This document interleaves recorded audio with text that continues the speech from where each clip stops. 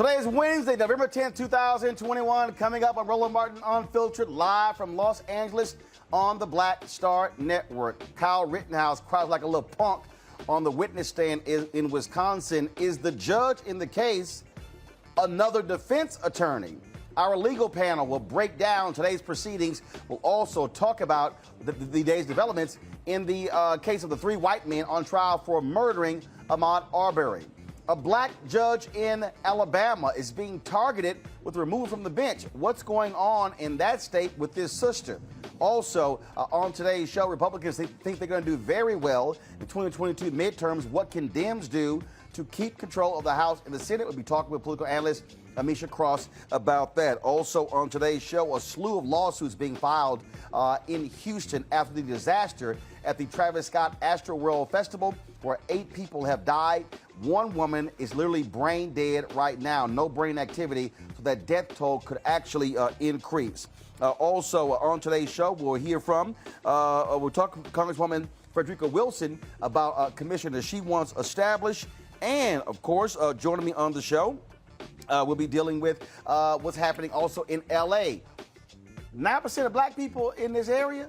Why are all these black people getting stopped by the L.A. County? Yeah, remember we talked about that yesterday with their sheriff supporting these cops who commit civil rights violations? Yeah, we'll break that down as well. Folks, it is time to bring the funk on Roland Martin Unfiltered on the Black Star Network, live from L.A. Let's go. He's got it. Whatever the biz, he's on it. Whatever it is, he's got the scoop, the fact, the find. And when it breaks, he's right on time and it's rolling. Best believe he's knowing. Putting it down from sports to news to politics. With entertainment just for kicks, he's rolling. It's on go, roll, y'all. It's Roland Martin, yeah. Rolling with Roland now. He's funk, he's fresh, he's real, the best, you know he's Roland Martin now.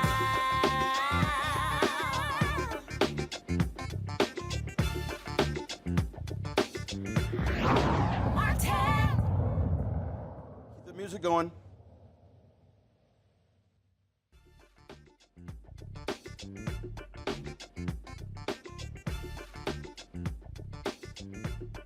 In Los Angeles, I'm certainly glad to have you here on today's show. Lots of stuff we want to break down every Wednesday. We've got our legal panel, of course, A. Scott Bolden, Robert Patillo, Monique Pressler. They are all here. You know they are ready to get this thing going. Let's get right to it. Boy, Kyle Rittenhouse. Let me go first. On the stand Let me today. go first.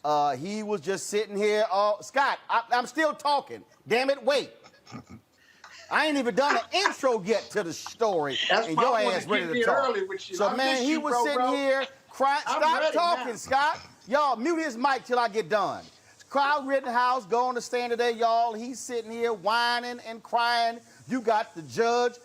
He's sitting here admonishing the prosecutors. He's acting more like a defense attorney than an impartial judge. And so here's a video, again, of Kyle Rittenhouse on the stand. He is the young white man who killed 2 folks in Kenosha, Wisconsin, AR-15. Of course, he traveled to a neighboring state to so-called secure the city. Watch this.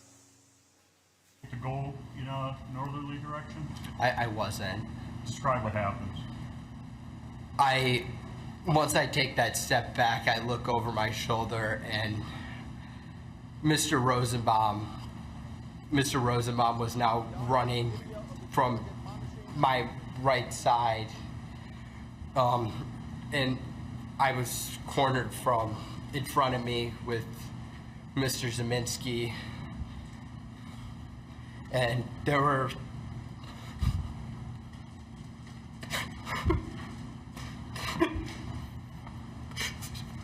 there were 3 people right there.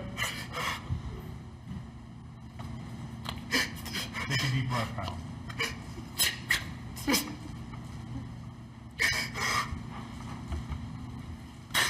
That's what I...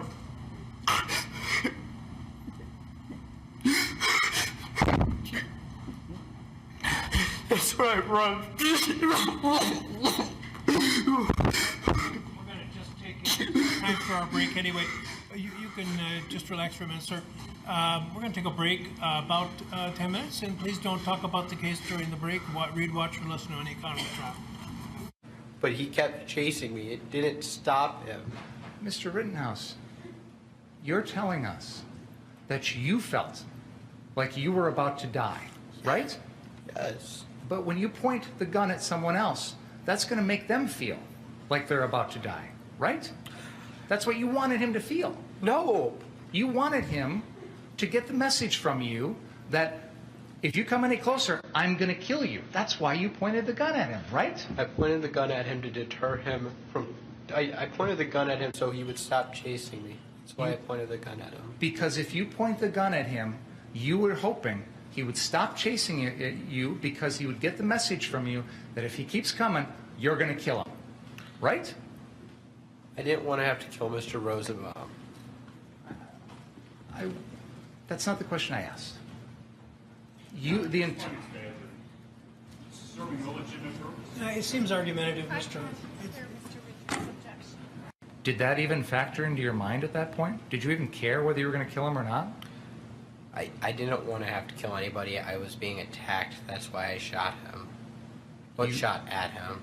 You shot at him with the intent of hitting him and killing him, correct? I didn't want to kill anybody. Then why are you shooting at someone with an AR-15 at close range if you don't want to kill him? Because he's attacking me.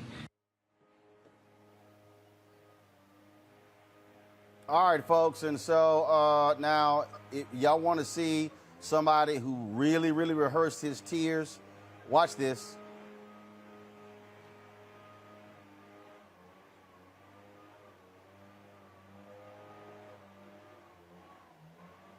My Folks, right side. And I was cornered from in front of me with Mr. Zeminski. And there were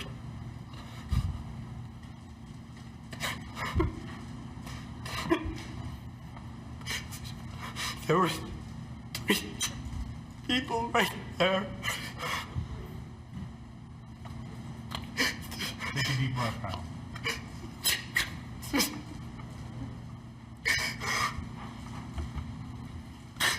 That's what I...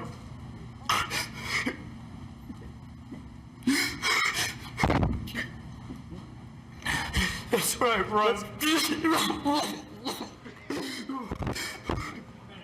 to just take time for our break anyway. You can just relax for a minute, sir. We're going to take a break about 10 minutes, and please don't talk about the case during the break. Read, watch, or listen to any kind of trial. But he kept chasing me. It didn't stop him. Mr. Rittenhouse, you're telling us that you felt It was just, oh, I'm just being hurt. Now, the judge in this case, he just went after the prosecutors. Watch this. Why would you think that that made it okay for you, without any advance notice, to bring this matter before the jury? I was astonished when you began your examination by commenting on the defendant's post-arrest silence. That's basic law. It's been basic law in this country for 40 years, 50 years. I have no idea why you would do something like that. And it gives, well, I'll leave it at that. So I don't know what you're up to. There have been numerous occasions during this trial where they've opened the door. The one time when they're going into Mr. Rosenbaum's prior, the reason he doesn't like guns, and I said something, I whispered in Mr. Krause's ear, it's because of the prior convictions. Please stop. And he did. He knows if you're going to go into something that's been excluded in a pretrial order, you better ask the court, you better get permission. This is ridiculous. it wasn't excluded, Your Honor. You know why it was excluded in the first place? Because it was propensity evidence. That is exactly what 90404 is designed to prevent. You're talking about his attitudes. His attitude is he wants to shoot people. Now, I've admitted that kind of evidence in other trials when it's been appropriate. I didn't admit it in this case because, to me, what I've heard in this trial, and by the way, Mr. Richards absolutely correctly points out that just hours ago, I said I had heard nothing in this trial to change any of my rulings. So why? Testimony, Your Honor. Pardon me? That was before the defense Don't testimony. get brazen with me. You knew very well. You know very well that an attorney can't go into these types of areas when the judge has already ruled without asking outside the presence of the jury to do so. So don't give me that. That's number one. Number two, this is propensity evidence. I said at the time that I made my ruling, and I'll repeat again now for you, I see no similarity between talking about wishing you had your AR gun, which you don't have, so that you could fire rounds at these thought to be shoplifters, and the incidents in these cases, which are not, there's nothing in your case that suggests the defendant was lying in wait to shoot at somebody or reflecting upon the shooting for a vast amount of time. Every one of the incidents involves matters that involve seconds in time. So I commented at the time, I don't see the similarity, and I don't see the similarity now. You have an incident where he's making comments about some alleged shoplifters versus crimes that involve instantaneous actions, whether premeditated murder or whether self-defense. That's for the jury to decide. But I don't see the similarity. I said it couldn't come in, and it isn't coming in, no matter what you think. Number two, I have to be concerned that with what Mr. Richards has said about the progress of the trial, and when you were I said you were over the line, close to or over the line on commenting on the defendant's pretrial silence, which is a well-known rule. I'm astonished that that would have been an issue. So I don't want to have another issue as long as this case continues. Is that clear? It is. Thank you. Ask the jury to come back in, please. Okay, let's get right to it. Scott, now you can talk. Okay, this is going to be a little complicated. Let's unpack it for the judge, okay? So he makes a pretrial ruling, this judge, and he says that the fact that they had this prior videotape or recording of the defendant saying... Pardon me? Anyway, we're going to unpack it. And so they have this prior recording of the defendant saying, I'd like to take my AR and shoot some people coming out of a store, a completely separate incident. The judge ruled that that couldn't come in because, as he says, it's propensity evidence. That is, the propensity for the jury to believe that his desire to shoot an AR-15 on a prior occasion plays in some way to his intent for the night in doing the rioting and what have you. And the judge said that's mutually exclusive. The prosecutor tried to bring it in, despite that ruling, saying that his ruling, the judge's ruling, opened the door or did not close the door to that level of inquiry. The reason that's important is because it's highly prejudiced versus the probative value. And if he does that, if he brings that in against the judge's order, or if he questions the defendant about whether he told the police something or not, and he's got a right to remain silent under the Constitution, that's grounds for a mistrial. In fact, the defense attorneys moved for mistrial, and the judge almost granted it. This doesn't have to do, as I see the video, have to do with whether the judge is acting for the defense or in support of the defense. This is kind of fundamental trial work and evidence and rules that defense lawyers and prosecutors cannot violate, because you can get a mistrial on this, and it's a waste of time, money, and resources when you have to start all over again. And so that's the unpacking piece.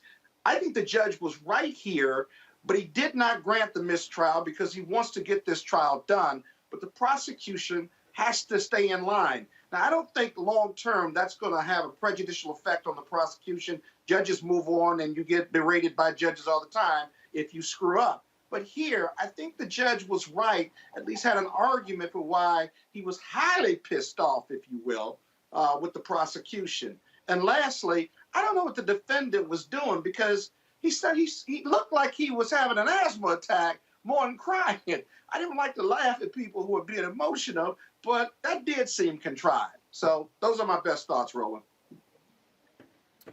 Monique, you have this judge who, again, has ticked off a lot of people who, you know, first of all, he made it clear that the prosecutors could not call the two people who were killed victims. Called them rioters and looters. That's fine as well. There are many who believe that this judge has crossed the line numerous times and acting more as if he's in the corner of Kyle Rittenhouse. Yes, but the people who are saying that are not career criminal defense attorneys. Exactly. And I disagree with some of the things that the judge has done, but in that I think that there were closer calls on victim, rioter, looter, language, things like that, even though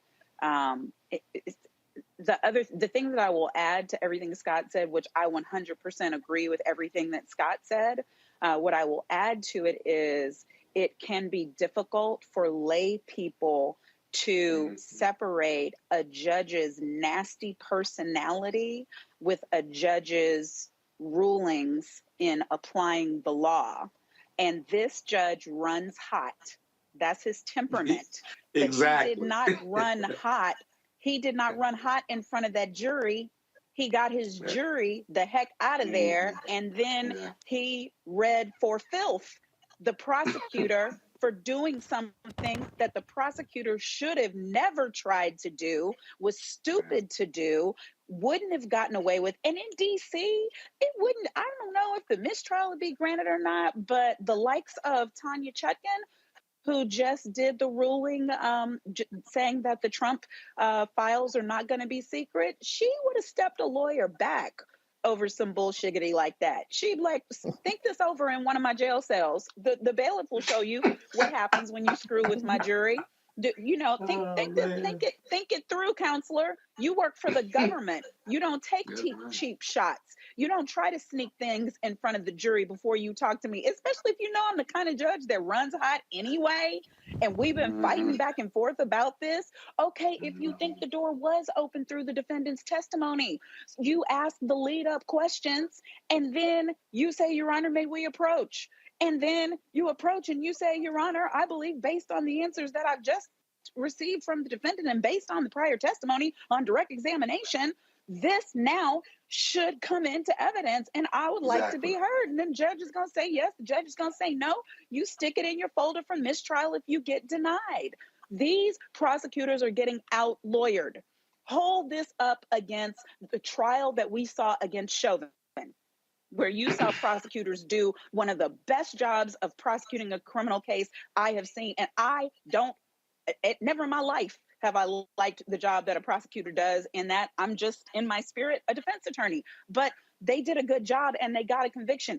These dudes right here are screwing up. And yes, the defendant had his contrived breakdown, and I don't know how long they had to practice for Rittenhouse to do that contrived breakdown. Obviously, they still couldn't get him to shed one single tear, but they worked him hard.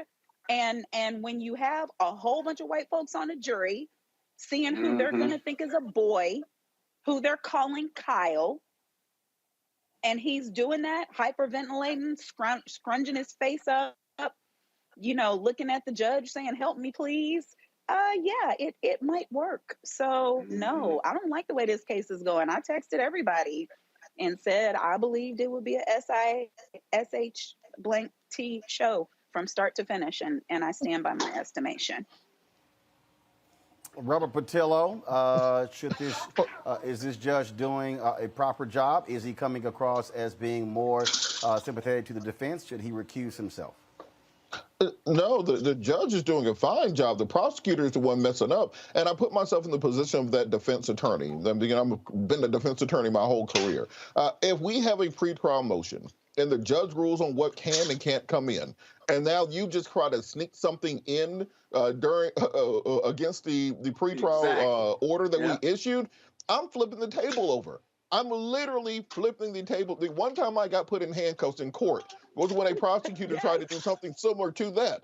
And I blacked the Yes. F out in the middle of the Fulton County courtroom. They had to put handcuffs on me to stop me from literally going up on the bench. That's what you have. That's called zealous advocacy for your client. You got to be willing to take it to the mat for your client. So if the prosecutor has already agreed and it's already been ruled on before trial, and you're trying to sneak something in, I'm not trying the rest of the case. We're already at mistrial here. I'm already talking to my client when he gets off the stand and saying, look, regardless of what happens, we're ready for appeal, even if you do get convicted here. So this is one of those incompetent prosecutorial jobs I've ever seen, because even if you play that the cross-examination back that the prosecutor was doing, and that's what I keyed in on, that section, the cross-examination. The defendant does not get to talk during that cross-examination except yes or no. So I am testifying for you. I'm basically reading through the facts that happened and shaping them to the way that I want them read out. And you're saying, did you cross state lines? Yes. Did you bring a loaded firearm with you? Yes. Did you have any legal responsibility to be there? No. Did you walk around brandishing an AR-15 in a crowded protest? Yes. Are you a law enforcement officer? No. Do you have any training which allows you to do crowd control or to patrol businesses? No. Did you aim your firearm at an individual? Yes. Did you shoot that individual? Yes. Did that individual die? Yes. Done with my questions. You don't have all this back and forth. Well, yes. You sit down. You don't do all this back and forth. You keep it tight and you get on out. I agree, except for Monique, Monique, go ahead. I would want each one of those to be leading, though, Robert. You know, you crossed state lines, you didn't have, et cetera. I would switch those up a little bit. But then what they also missed is the dude breaks down on the stand. You have contemporaneous video of him with no tears, skipping my Lou Daisy down the street after shooting people. You're not crying there, are you? I mean, they get in trouble for trying to talk about his emotion and his propensity for wanting to shoot folks, but you have the evidence. Why aren't you playing the video of what he looked like after he shot at the first set of people? Where are the tears? Where's the hyperventilation? Are you calling 911? Are you trying to assist? Are you even running away? Are you saying you're sorry? What in his actions looks like what they contrived on the stand today? No, the prosecution is trash right now. And Monique, on that point, just real quick, what was his statement immediately after the shooting when he talked to his friend? Did he say, oh my God, these people were trying to kill me. I had to defend my life. I was in a life or death struggle and I had to defend myself. He ain't say none of that. What did he say? I just killed 2 people. That is what he said. So the prosecution and that his life might be over. And that his life might be over. Exactly. I'm telling you. That was without the lawyers and without being in the courtroom and without the publicity and my ass being locked up. That's the contemporaneous emotion you all are talking about. And that's the rebuttal to the tears. But you have to be fearless to do that as a lawyer. You know, everybody gets caught up in the emotion and say, oh, but leave that crying witness alone. No, you can really, a matter of factly say, okay, you're crying. Let's put the video up, though. Within seconds and minutes of shooting those individuals, you did this, didn't you? Point to the video. You told them you killed 2 people, right? You didn't say you were sorry or anything else. Water. I will pour the water for you. I will pour the water for you because you need a drink. I will give you your Kleenex. We will wait for however long it takes. I will give you a hug. And then we're going to talk about this video because you're a murderer. Right. You don't run from that crying witness. You run to that crying witness, right? Yes, you show the jury that I'm good with his tears, but I got something else for you. This is when he wasn't crying. This is when he wasn't crying. You see? Yeah. Last point for me. When you were leaving the scene after killing 2 people and shooting a 3rd, you approached officers, correct? Yes. And when the officers told you to leave, did you tell them, there is a group of people trying to murder me and I had to protect my life? You should go investigate. Or did you go home and go to sleep? Or come with me. Come with me to catch them. Because there's a gang after me. There's an angry mob trying to kill me. I'm going to head on home with my mom. Well, that makes no sense, and the prosecution is not keying in on that. That is when you have the defendant on the stand, if this rarely happens that you get the defendant testifying his own defense, this is your opportunity to shine. This is your chance to moonwalk all the way around the courtroom. You're supposed to look like James Brown in there. I mean, just tearing him down piece by piece. And this the prosecutor, like he just got out of Mickey Mouse Law School. I'm not quite sure. Well, go ahead, Scott.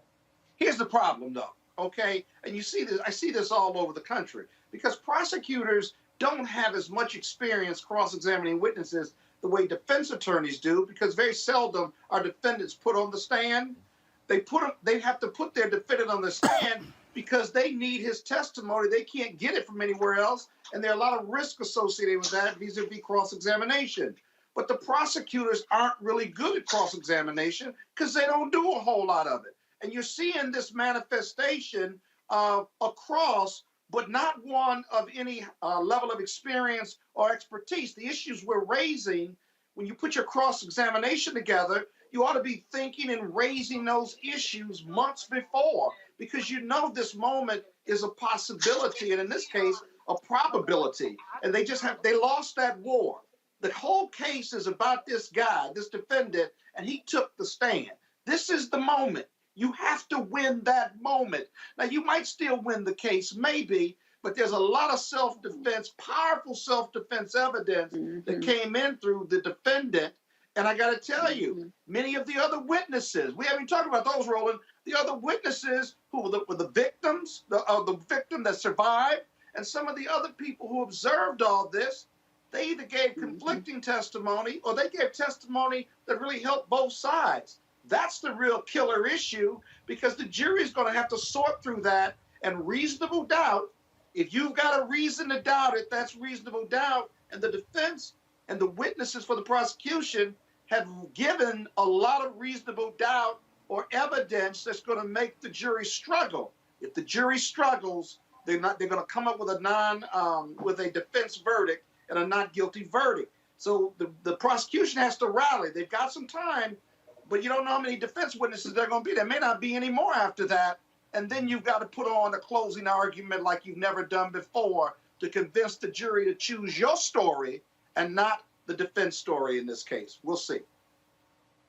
And Scott, just kind of touching on that previous witness. Well, just this last point, Roland. No, Robert, go ahead. Final comment. Touching on that previous witness, the individual who was shot and survived, as the prosecutor, you have to protect your witness. You got to object. You got to break that cycle. You can't just let him get up there and get turned into circles. And you make sure you prep him to say, yes, I had my gun as I was approaching Mr. Rittenhouse because he had an AR-15 and was walking around stalking people out trying to defend the rest of the crowd. They just let that entire opportunity go, and now conservative media is running around saying, see, told you it's justified. So the level of incompetence is hard to even understand, and the magnitude of this failure, if he does get acquitted, lies directly on the state. Yeah, you gotta prep that witness to fight the defense cross. Scott, which part of final comment don't you get? Oh, I didn't hear that final. I thought you were gonna go back around. I said, Robert, final comment on this topic. God, I miss you, Roland. You miss me? I miss you. Going to a break, folks. Stop talking. Going to a break. When we come back on Roland Martin Unfiltered, we'll talk about what's happening in Alabama, also dealing with Dems trying to figure out what they're going to do to hold on to the House and the Senate. You also have Republicans passing all of these gerrymandered laws as well. We'll talk with the political analyst Amisha Cross about that. Lots of stuff to cover on Roland Martin Unfiltered, broadcasting live from Los Angeles on the Black Star Network. Back in a moment.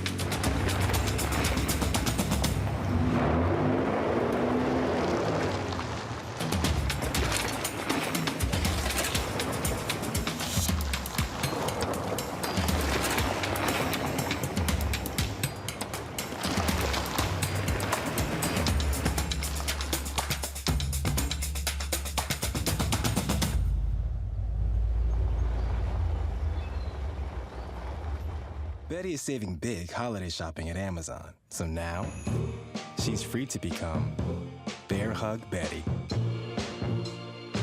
Settle in, kids. You'll be there a while. Ooh, where you going?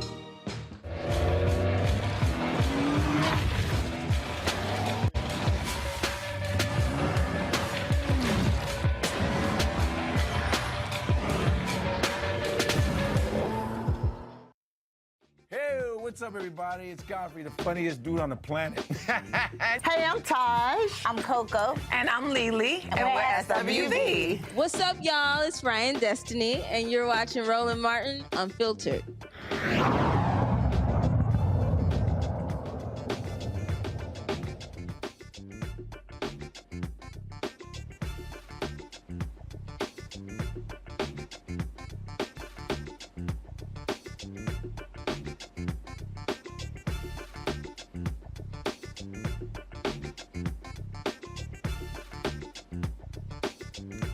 All right, folks, welcome back to Roland Martin Unfiltered. Glad to have you on today's show. We're broadcasting live from L.A., where we're doing a series of interviews for the new one-on-one show on the Black Star Network called Rolling with Roland. Yesterday, got a chance to talk with Sally Richardson Whitfield and Richard Roundtree. Today, we'll be chatting with actor Trevor Jackson, and we got some other interviews this week with Brescia Webb, Chris Spencer, Flex Alexander, Ray Chu, and many others. And so, looking forward to that. Folks, on Monday, President Joe Biden plans on signing his $1.2 trillion infrastructure bill. They're already touting this is going to be a bipartisan signing ceremony, but you still have folks who say more needs to be done for the poor in this country, for the needy in this country, for African Americans as well. Those things are happening. Plus, you also have the January 6th Select Committee dealing with the MAGA riders on that particular day. And so a number of things we want to talk about in addition to this commission that Congresswoman Frederica Wilson has been working on. And so let's go to her right now. She hails from Florida. I'm sure she is rocking one of her signature cowboy hats. Glad to have her back on Roland Martin Unfiltered. Congressman Wilson, how you doing? Okay, how are you, Roland? Good to see you. Oh, we got the red cowboy hat today. Okay, so I take all the Deltas out there. Real happy to see you in that one. But I want to ask you several different things before we start talking about your commission on the social status of black men and boys. And that is, you had all of this back and forth between progressives and moderates, Republicans doing what they do.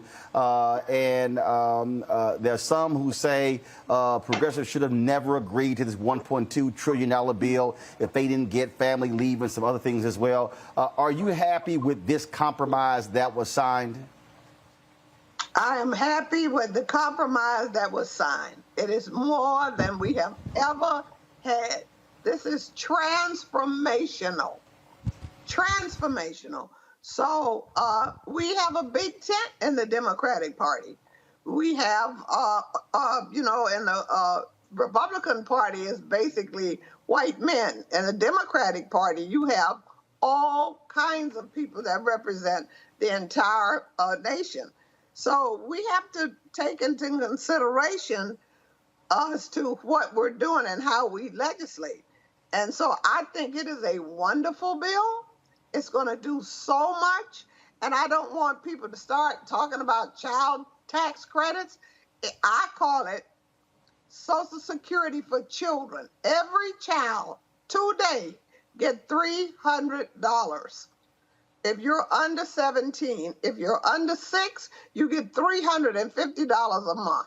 So we need to talk about that, and we're expanding it in the Build Back Better bill. So I think it's wonderful. I'm kind of a little disappointed that we lost free community college, but I would have lost it anyway because it was going to go to the states, and the governors in red states had to match money. Everybody had to match money.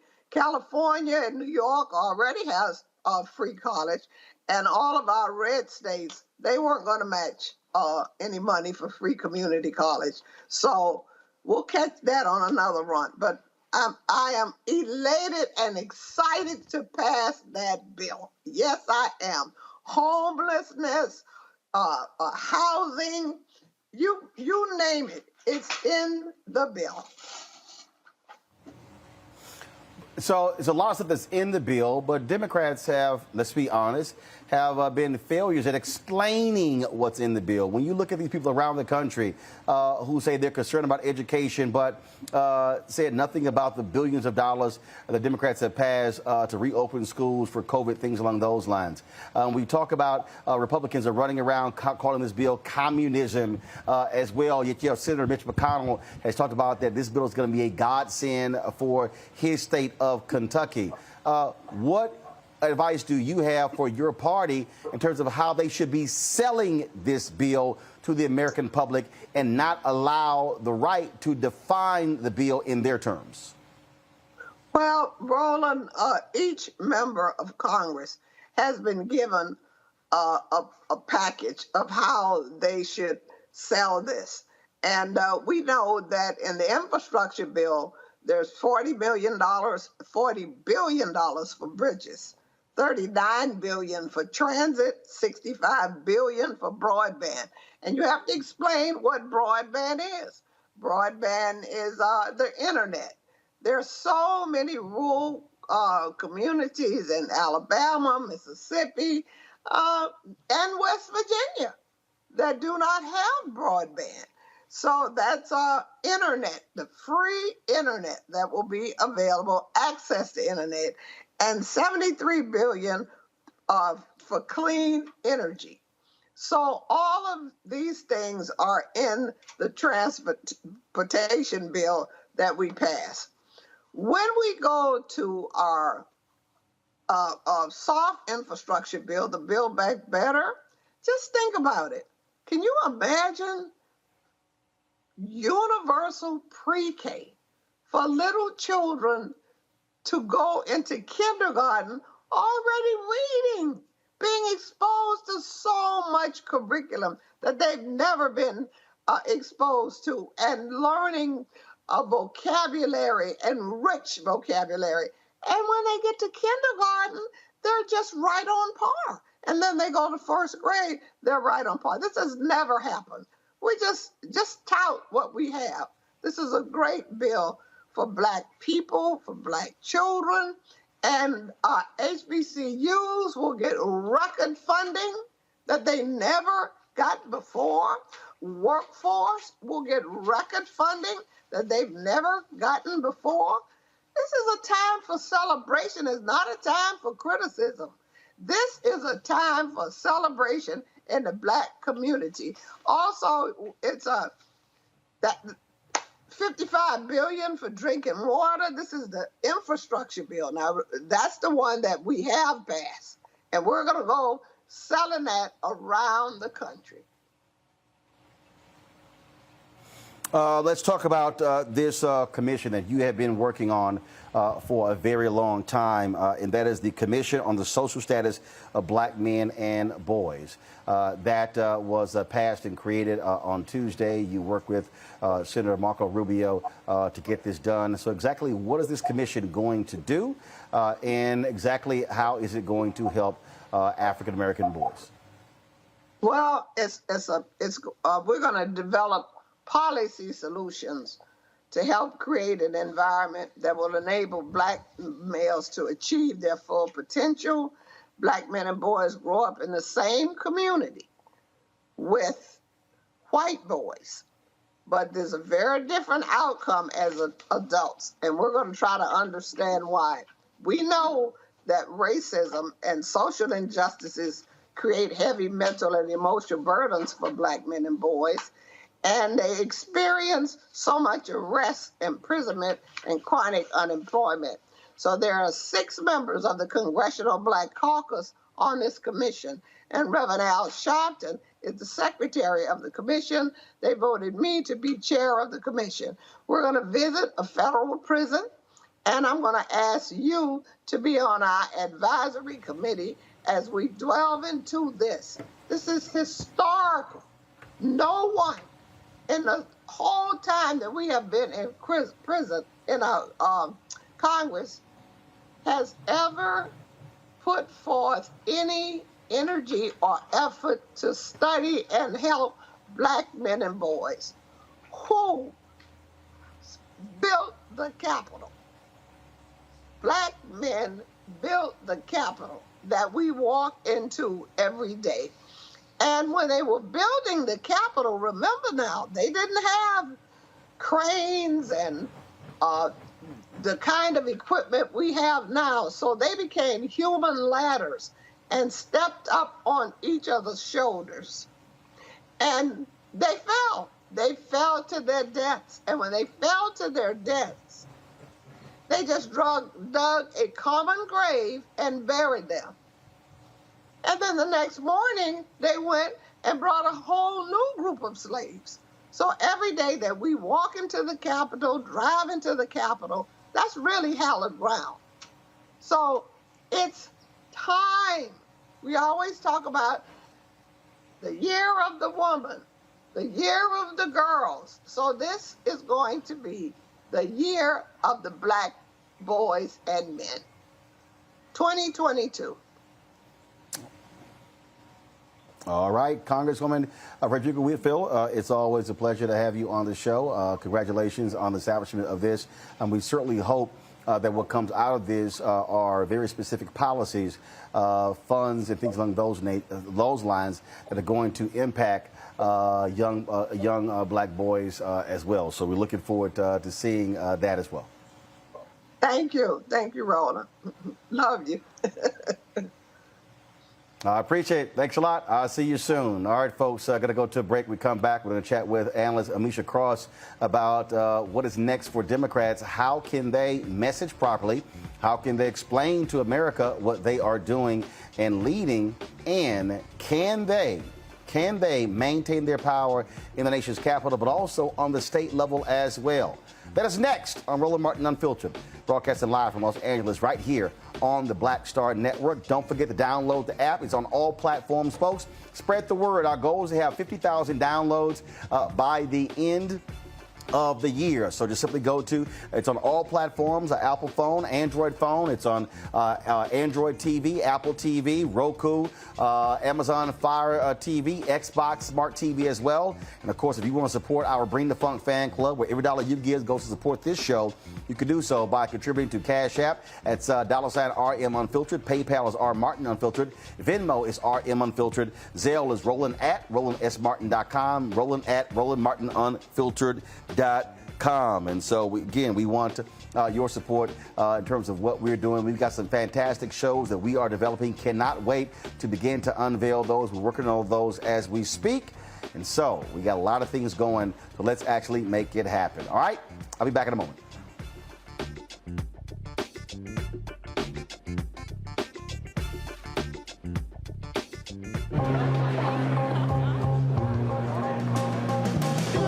Are the stars out tonight?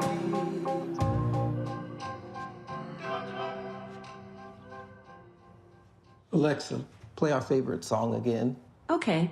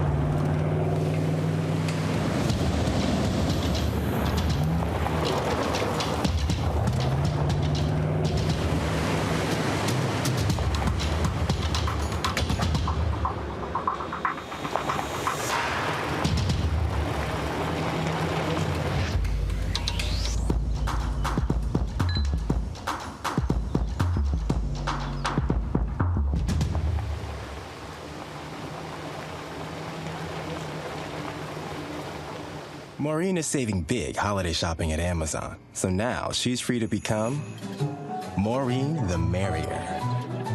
Food is her love language, and she really loves her grandson. Like, really loves. Everybody, it's your man, Fred Hammond. Hi, my name is Brescia Webb, and you're watching Roland Martin Unfiltered. Ow. Well, I like a nice filter usually, but we can be unfiltered.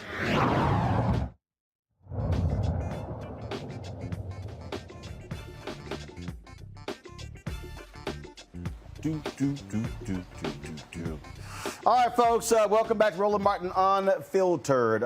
We've been talking about, of course, the political fallout of the elections in Virginia. First of all, where Glenn Youngkin beat Terry McCullough to become the next Virginia governor. They also won the lieutenant governor's race and the attorney general's race. In New Jersey, they thought that the governor there, Phil Murphy, was going to win by 8 points, but he won. It's around 2.5 to almost 3% there as well. And so all of these people have been talking about, oh my God, it's doom and gloom. You've got Republicans who are passing all of these bills, gerrymandering these districts. Those things are happening as well. So the question is, what is the path forward? As I already said, on Monday, President Joe Biden, Vice President Kamala Harris, they'll be signing that $1.2 trillion infrastructure bill in a ceremony at the White House that they are already touting as a bipartisan signing, because 13 House Democrats voted for it. And of course, you had Republicans in the Senate vote for it as well. Already, Senate Minority Leader Mitch McConnell has talked about how that bill is going to be a godsend for Kentucky. And so the question is, how do Democrats use this effectively communicating with the public? Joining us right now, political analyst Anisha Cross. Anisha, glad to have you back on the show. Messages. How you do it, videos that are being put out, in terms of memes, things along those lines. You've got this entire right-wing apparatus that is framing this bill as communism, as, oh my God, the takeover of America, which is literally the dumbest thing in the world, because the Trump infrastructure bill that could not get passed was a $2 trillion infrastructure bill. So what do you say? What do you tell the Democrats on how they need to convince the American people that they are the ones who are moving the economy forward? Exactly, Roland. And part of this, I think, is preaching a lot of what you just said. What we're looking at is a Republican apparatus that is extremely strong when it comes to communication. It doesn't matter that they're spewing lies, that they are not being honest in a lot of the graphics and the things that they are showing. But more importantly, for Democrats, we keep operating on the defense instead of jumping out there, getting the information out front. I think that what needs to be said is a translation of exactly what's in the infrastructure bill and what that means to people on the ground, what that means in terms of job opportunities, what it means in terms of skills training, what it means in terms of living wage jobs, what it means in terms of clean water, what it means in terms of providing for roads, rail, bridges, and eradicating a lot of what we know and what you've talked about on this show before in terms of the racism that has been baked into our highway systems and our road systems that have blocked African Americans in particular from job opportunities and economic opportunities and housing in places across this country. And those things still very much exist to this day. With that being said, I also think that what we saw Joe Biden do today, for instance, going to Baltimore, touting the importance of this infrastructure bill, this has to happen across the United States. It has to happen in red states. It has to happen in blue states. It has to happen in purple states. They also need to partner with local businesses and organizations. They have to partner with Black chambers of commerce. There has to be conversation with the individuals who help drive and push for the final vote. We know that that came from the Congressional Black Caucus. We know that the Divine Nine played a very significant role in this, and they have to play a significant role as we continue to roll this out as well. And I say that, Roland, because at the end of the day, the Democratic Party is its most willing and most participatory group that gets them to the finish line is Black people. And one of the reasons why we saw such a grave loss in Virginia is because we did not see Democratic appeals to Black voters. If you really want to ensure that there's going to be a finish line that Democrats are going to be able to maintain seats and gain seats during the midterms, then they're going to have to make sure that they are responsive to the Black community and the Black voters. And I think there's a lot within this infrastructure bill that will be signed into law that is going to directly affect the Black community in a positive way. We're just going to have to wait and see if the Democratic Party and the White House can actually get their communication strategy together to actively and effectively be able to communicate that. Well, man, I'll give you a perfect example. I think about President Barack Obama and his stimulus plan. They built a number of things in Elkhart, Indiana. The Republicans won that, and the Democrats did not go in saying, hey, Elkhart, we built this. This is like basic fundamentals. You stamp your name on everything. All of the things that Democrats criticized Trump about, look, all that dude cared about was attention. He cared about getting all the credit. Guess what? From a marketing standpoint, that's what you're supposed to do. You have to sell it. You have to brand it. If you're Biden-Harris, you stamp your name on everything. You let the public know this stuff would not have gotten done if Democrats did not push it. That's how you win the messaging game. Absolutely. Right now, there is a settlement in Israel that has Trump's name on it that he had absolutely nothing to do with. But he utilized that to be able to tell Jewish people, hey, the Republican Party, the Trump administration is here for you. I think that what we have to recognize, and what the Democratic Party has to recognize more particularly, is that you can't keep touting this bipartisan. You pull people along by their teeth to ensure that you would get some of those votes. But at the end of the day, Democrats were the ones who designed this. Democrats need to go into the states across this country, again, whether they're red states, blue states, whatever, because this infrastructure bill that is going to be law is going to help Americans. It doesn't matter whether those Americans voted for Joe Biden or they did not. This is going to help Americans writ large, and they're going to have to sell it, and they're going to have to remind people of it, and they're going to have to put their stamp on it. They're going to have to be everywhere and consistently talk about this. Every single week was infrastructure week, and we never saw an infrastructure bill. We never saw an infrastructure law get passed while former President Trump was in office. But he talked about it every single week. We finally have something when it comes to infrastructure that the American people have been fighting for the past 4 decades. And it's going to be up to the Biden administration and his acolytes to get out in the streets and have this conversation and ensure that people know what's going on, ensure that his name is on everything, and that these conversations are happening so that people will not forget. It is imperative because the midterm elections are next November.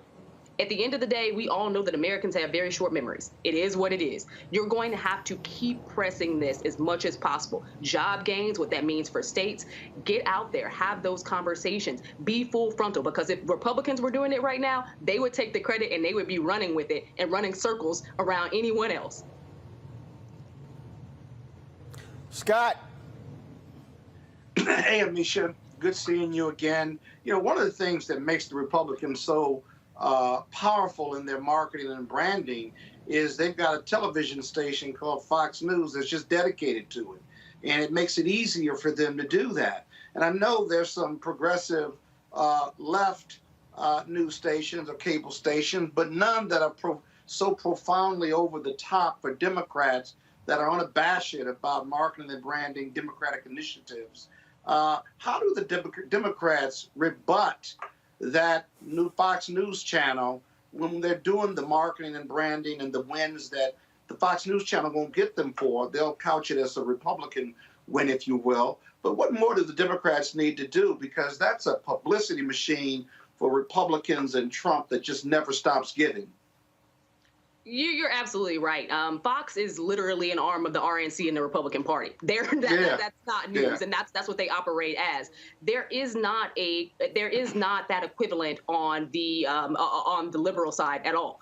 And I think that, as you said, that makes things very difficult. But there are some avenues where Democrats can really make inroads. We saw a lot of those movements with. We saw a lot of those movements across social media. I think that it's still very impactful to have those conversations. But Democrats need to do it where it is not said in these politically analytical conversations. I think that part of the Democrats' issue with messaging is that they talk to the Ivy Leaguers. That is their general audience when they're designing their messaging. And that really, really hurts them because the average American, be it as it may, newspapers are written on the 7th grade level. The average American is down to the 3rd grade level. Yeah. They're going to read things in small sound bites. 4th grade. And it has to be illustrated. Yeah. No, I appreciate it. I agree with you. I don't think Democrats have honestly figured that point out yet. And that was one of the problems with getting people on board with the infrastructure package to begin with. It was not written in the speak where people understood how it would actually help them. And I think that that's one of the things that we really have to do. We have to see it in local newspapers. We have to see it in local radio. We have to see it on local news. There has to be conversations within these community groups. We talked about the affinity groups. There has to be people like the National Urban League and the urban leagues at the local level. There has to be those organizations that are also carrying this conversation out in the community. We've seen clergy members do it as well. This has to be a multilateral partnership between the administration as well as those on the state and local level who are going to be trusted messengers throughout the community. That's the only way you're able to combat a cycle that's 24/7 like Fox News happens to be. That's right. You know, Amisha, I also all right, think then. Amisha,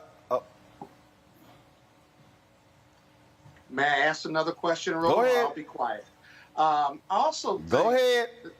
also think the Democrats, with these two separate bills, it was just very confusing at the fourth grade level. What was in each bill, what the House was doing versus the Senate, and that's complicated to break down at the fourth grade level. And so I think that was another issue that was misleading and confusing about this great work they did on the infrastructure bill. It was, and I'll agree with you there. There was so much conflict around what was in one versus what was in the other, as well as why they weren't originally joined together and what was going to be parsed out and what was going to be left. What was left in the bills in general after Manchin and Sinema kind of decided what they were going to stand by and what they weren't. But in addition to that, I think that because there seemed to be, or at least the mainstream media, focused in on these rifts between liberal members of the party as well as moderate members of the party, instead of focusing in on the fact that Republicans never really even came to the table, it really set a stage for Democrats in general, because it looked like Democrats were a lot more fractured than they happened to be when Republicans weren't even coming to play ball at all. Well, again, that's what happens when you allow the process story to dominate. Amisha Cross, we certainly appreciate it. Thanks so much. Thank you. All right, folks, we come back. Some breaking news. There's a settlement in the Flint water crisis. We'll tell you about it and how much we're talking. It's hundreds of millions of dollars. That is next right here on Roland Martin Unfiltered, broadcasting live from Los Angeles on the Black Star Network.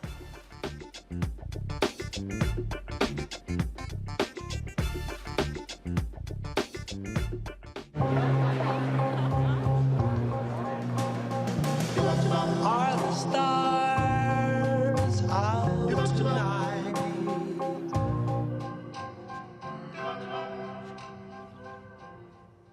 Alexa, play our favorite song again. Okay.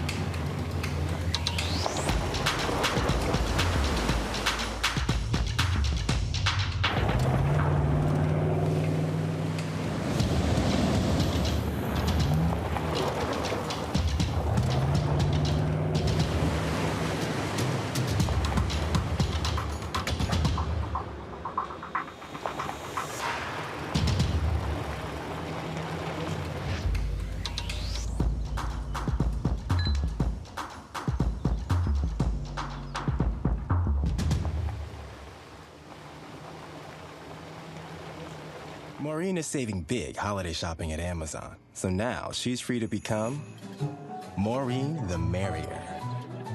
Food is her love language, and she really loves her grandson. Like, really loves. Hi, I'm BB Winans. Hey, I'm Donnie Simpson. What's up? I'm Lance Gross, and you're watching Roland Martin Unfiltered.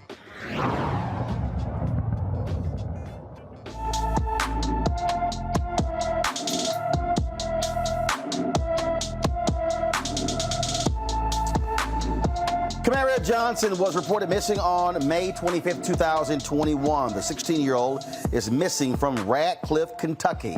She is 5 feet 5 inches tall, weighs 155 pounds, has brown eyes and black hair that was braided when she disappeared.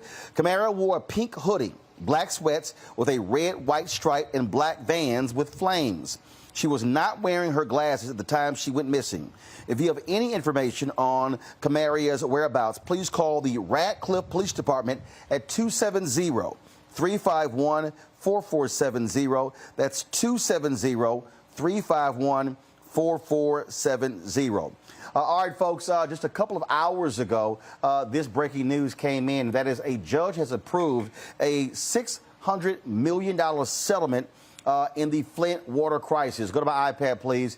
This is from the Detroit News. The U.S. District Judge Judith Levy gave final approval to the $626.25 million settlement with victims of the Flint water crisis. And most of those resources are going to actually go to the young folks who have been impacted by that. As you know, we've talked about this on the show here, how young people were impacted. And this is from the actual settlement right here. About 80% of the settlement, go to my iPad, please. About 80% of the settlement would go to individuals who were minors when first exposed to contaminated water, including 65% for kids 6 and younger. 10% of the settlement money is going to go for children aged 7 to 11, and 5% for youth ages 12 to 17. All of the minors will get a share of the settlement. Some will get a greater amount depending on the extent of their injuries. And so that's what's happening in their case. Again, $626.25 million settlement in the Flint water crisis. And so hopefully, and again, we're talking about that's going to go on for quite some time. Now, here's also from the rest of the deal. Of the remaining roughly 20% of the settlement, 15%, go to my iPad, 15% will go to adults with injuries sustained in the crisis, 3% for adults with property damage, 0.5% for economic losses to businesses, and 2% for special education services. About $35 million will be set aside in a trust fund for, quote, forgotten children, those in foster care or others who may not have an opportunity to apply for compensation. Those individuals can apply for compensation from the fund when they reach the age of 19. And so that breaking news out of the state of Michigan. And so we're certainly glad to hear that. Let's talk about folks, the case of Julius Jones in Oklahoma. Folks, he sits 8 days away from being put to death. Now, here's what's interesting. The Pardon and Paroles Board, on 2 separate occasions, they have actually said he should be of a commuted sentence, okay? He should not be put to death. They say there are way too many questions. Here's the problem. He's waiting on Governor Kevin Stitt to grant his recommended clemency. Again, his execution is 8 days away. Supreme Court refused to stop executions in Oklahoma, even though they have botched several in the past. Okay, now, here's what's strange, again, about this particular story here. The governor, we saw this post with our friend Tiffany Lofton. The governor, he's been meeting with the family of the man who was killed and not the family of Julius Jones. This is the same governor who said there should have been a clemency hearing before he would make a decision. Well, guess what? There was a clemency hearing, and they decided that he should not be put to death.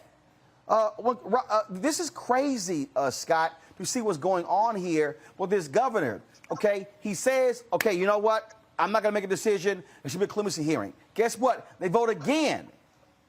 The same recommendation. Now, I still haven't quite decided, where Julius Jones every single day is moving closer and closer to being put to death.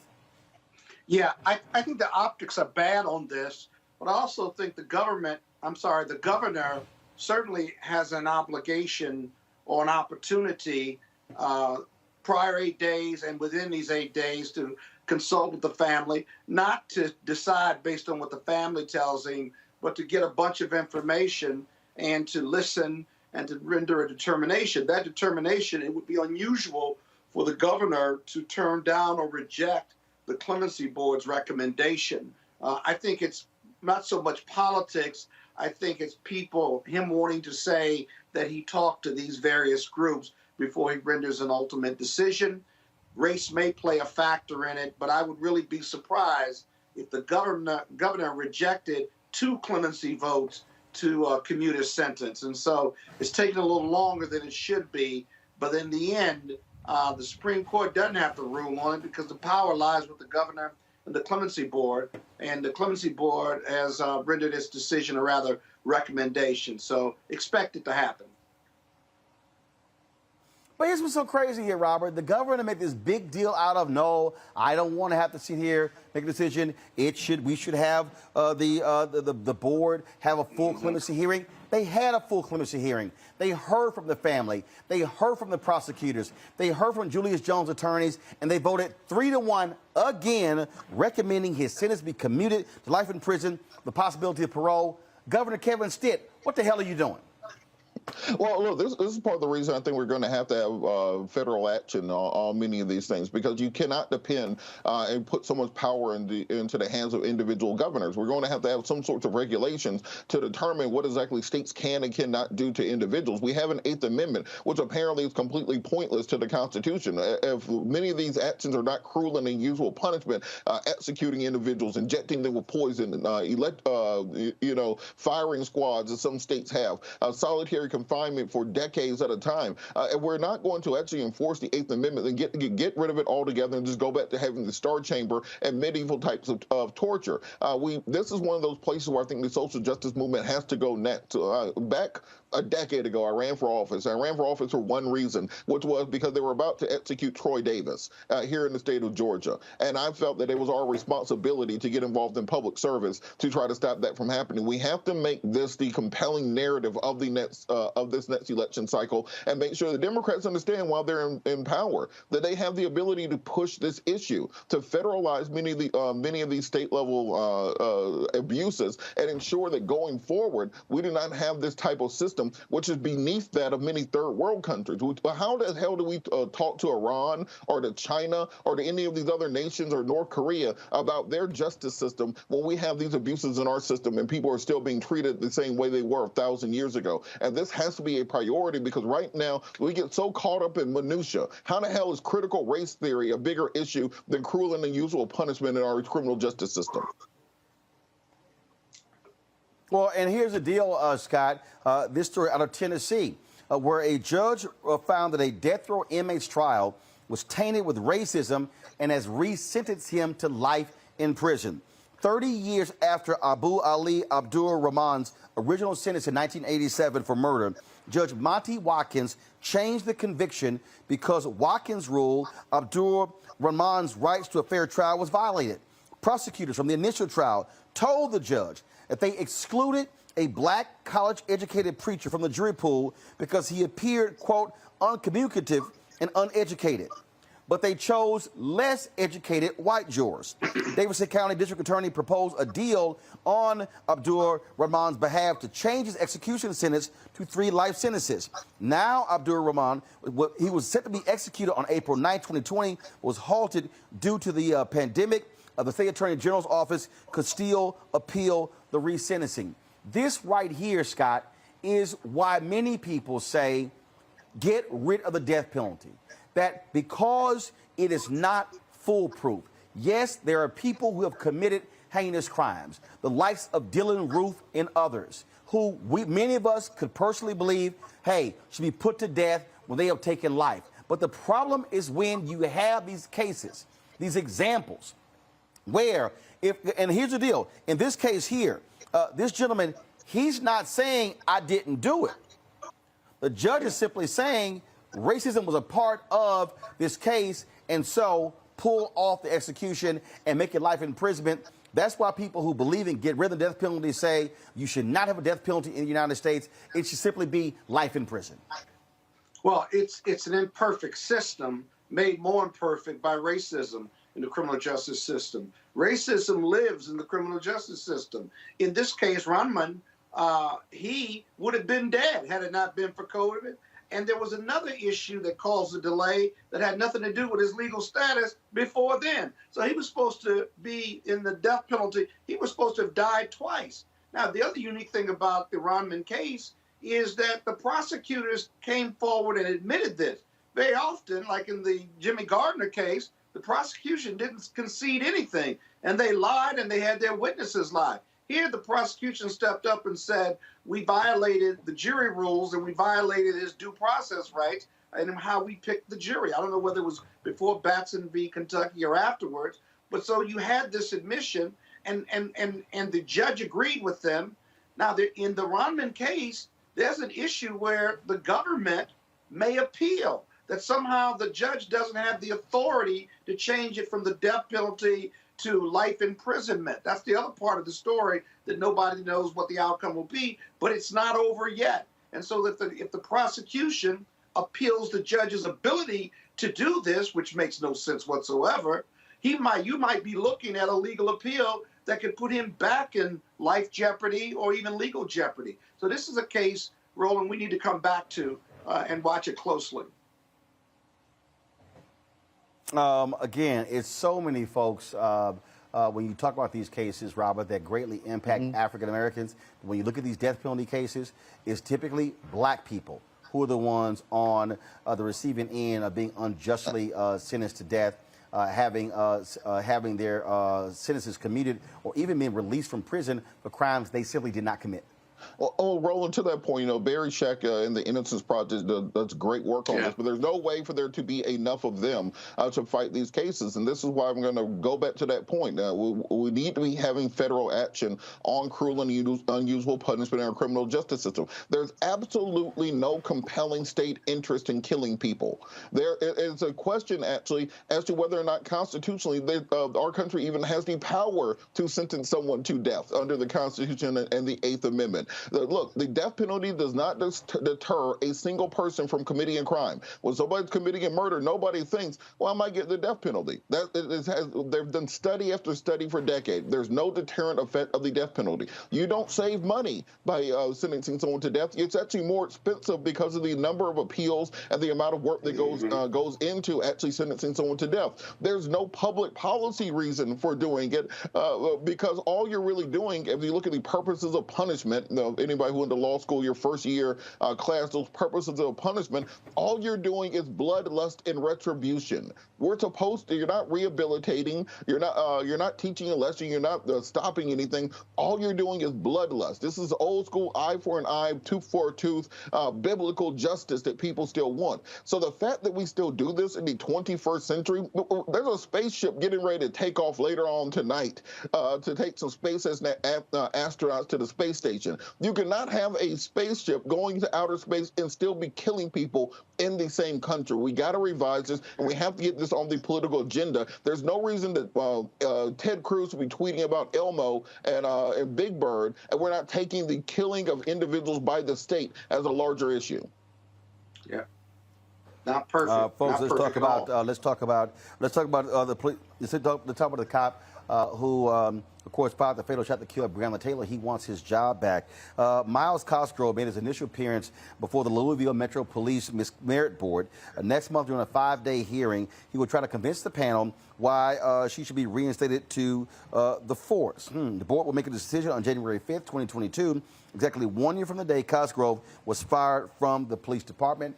It was Taylor, a black EMT who was asleep in bed with her boyfriend, Kenneth Walker, on March 13, 2020, when 3 undercover Louisville cops burst into her home firing weapons. And so we will see what happens with that story. Also, folks, Vice President Kamala Harris, she has been meeting in France with the president of France, as well as other officials, on a tour there with one of our allies. This is a video that the White House actually put out.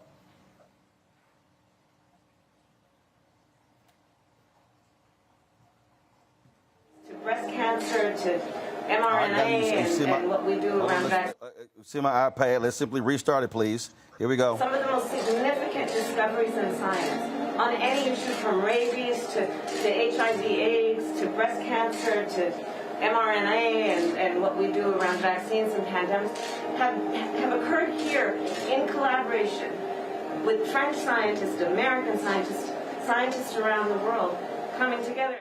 Some of the most significant discoveries in science. All right, folks, and so we will have more of her visit to France, a meeting with French officials on tomorrow's show. Got to go to a break. We come back. More on Roland Martin Unfiltered right here, broadcasting live from Los Angeles on the Black Star Network.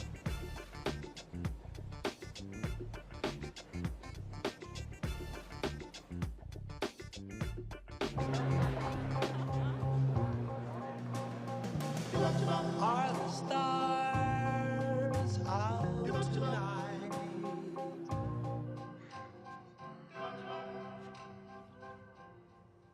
Alexa, play our favorite song again. Okay.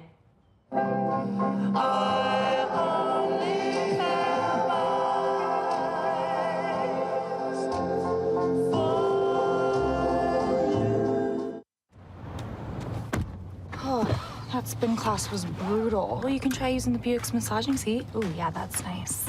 Can I use Apple CarPlay to put some music on? Sure. It's wireless. It's something we all like. Okay, hold on. What's your Buick's Wi-Fi password? Buick Envision 2021. Oh, you should pick something stronger. That's really predictable. That's a really tight spot. Don't worry. I used to hate parallel parking. Me too. Hey.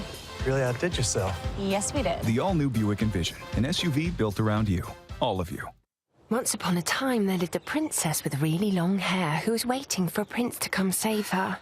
But really, who has time for that? Let's go. Feeling myself. I'm feeling She ordered herself a ladder with Prime one-day delivery, and she was out of there. I want some hood girls looking back at it and a good girl in my tax bracket. Now, her hairdressing empire is killing it. And the prince, well, who cares? Prime changes everything. I'm Chrisette Michelle. Hi, I'm Chaley Rose, and you're watching Roland Martin Unfiltered.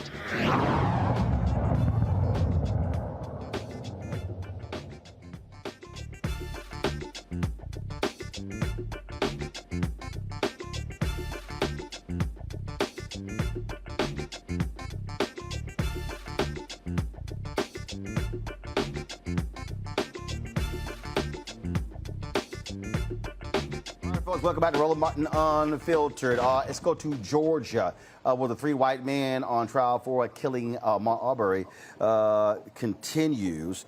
The man who called police to report Arbery inside a house under construction testified today, and he gave jurors a new perspective of what happened moments before Arbery was chased down by these three white men. Watch this. February 23rd, has been to the house multiple times. And that's what I said on the call, but it might have been the heat of the moment. And, you know, I can't say who it was, that guy, or just somebody that looks like it's what I probably meant to say. Okay, so you didn't know who that male was standing in the yard when you looked down Jones? No. But to you, he looked like the guy you had seen in the video. Right. And you knew that this guy who you saw in the video had actually been to the house not just that one time, but a bunch of times. Right. Again, you didn't know if it was the same guy, but it was enough to pique your interest to walk down Jones. Yes, sir. Okay. In fact, you tell the Glenn County non-emergency number he's been caught on the camera a bunch before at night. That's what you said in the call we just heard. That's what I said, yeah. Okay. It's kind of an ongoing thing out here. It had been. From that guy. Or at least the guy I can't say it was that guy, just somebody that fit that description. Okay. So you felt like this guy had been there before, you saw a video of it, and he's here again. Or at least you suspected he's here again. I suppose. Okay. And that's what you told the police? Yeah. He came down Jones and then went down Satilla. Right. Is that the same way that Mr. Arbery had run? Yes. What'd you find? I saw a police car, saw Mr. Arbery laying on the street.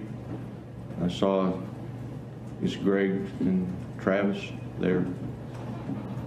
What did you do? I stopped and went home. As you know, it's kind of a shocking scene, you know.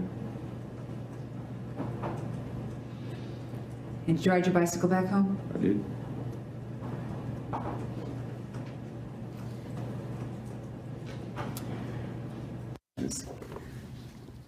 Did Greg McMichael ever indicate to you at that time that he thought Ahmaud Arbery, the guy, had committed a crime that day? No, ma'am. So he didn't say the guy committed the crime of this? No, ma'am. And when he said to you that numerous occasions the guy has broken into a house over there, they've got him on video, what house was Greg McMichael talking about? A house down the road that was under construction. Okay, so he's not talking about his home at 230 Satilla Drive? No, ma'am. All right. While speaking with you, did Greg McMichael ever use the word burglary? No, ma'am. Did he ever use the word trespass? No, ma'am. Did he ever tell you while you're talking to him that he was attempting to make a citizen's arrest? No, ma'am. Did he ever even use the word arrest? No, ma'am. Did he ever even use the word detain? No, ma'am. All right. Did he ever tell you that, oh, we were going to detain this guy and wait for the police to come and investigate? No, ma'am. Did he ever tell you, oh, by the way, I saw Mr. Arbery throwing stuff out of his pockets as he ran? No, ma'am.